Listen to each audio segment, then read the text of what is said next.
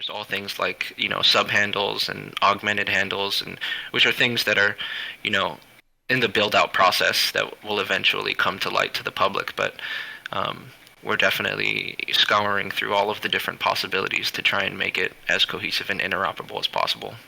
Awesome. I appreciate that. Can you explain what a sub handle and an auto handle is? I've personally never heard those two terms before. So, at a really layman's term for this, so a subhandle would basically just be, it would be similar to a subdomain. A subhandle would just give the opportunity for some entity to mint their own handles on their own domain. So, for Mm. instance, we're partnered with Giro Wallet, right? Like Giro Wallet could have their own minting mechanism through the handle domain, um, and mint subhandles, so it could be, with a prefix GW or hashtag GW underscore, and then whatever their user wants to have. This would be a good use case for something like World Mobile, who has, a very defined, once they establish themselves in Africa, they have a very defined set of users, and they would benefit very well from using subhandles. Um, so that's what subhandles are. Augmented handles. Um, we're still building this out. It's definitely in idea phase, but would just be the ability to send your handle to a smart contract and add the necessary augmentations via the metadata, Mm. um, and for whatever specific use case that a protocol would need, um, and then receive that back, and then you can use that handle in whatever augmented fashion you need. Okay. Yeah, that makes sense. And I definitely do see the utility of both of those. The first being, I mean, let's just use World Mobile for an example. They plan on, connecting the unconnected, and that's not just in Tanzania. That's in many countries in Africa.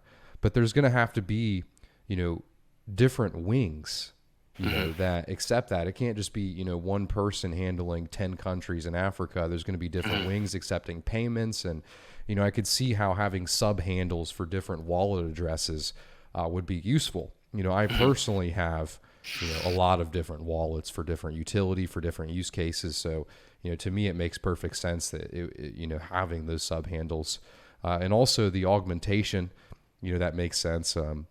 I've seen a lot of creative NFT projects kind of go back and forth on that augmentation idea of, upgrading NFTs. And, Hmm. I can see the utility that would provide because, I bet once people get their own handle, I actually had one sent to me, and Nice. I could see that, you know, wanting to augment that, whether you guys have different, parameters that you could change or, different sub handles. Like I could see how the value would be there. So thank you for that. I appreciate it. Yeah, of course. I think one of the some of the cool things we're trying to build out is, um, we we try our best to be as censorship resistant of a protocol as possible. So allowing as many user choices as possible. And what that looks like is some people can, yes, go out and mint different variations of protocol names. We have definitely done our due diligence in reserving those names for protocols, for instance, liquid finance and um, other big projects. But people will find a way to mint a certain variation by adding a full stop or adding an underscore, or, you know, so on and so forth. So, the next question becomes, okay, how can, what's the possible attack vector here? And how do we prevent that? So, augmented Yeah. handles could at some point provide a verification layer. And we could have a verification system set up so that a handle has some sort of physical identifier that shows that it is verified in a trusted source to interact with. So that's going to be a very interesting avenue to go down, and hopefully something that community can get behind and respect, because I know that this, the current scamming um, that's going on, like just in the protocol or just in Cardano alone, is kind of insane.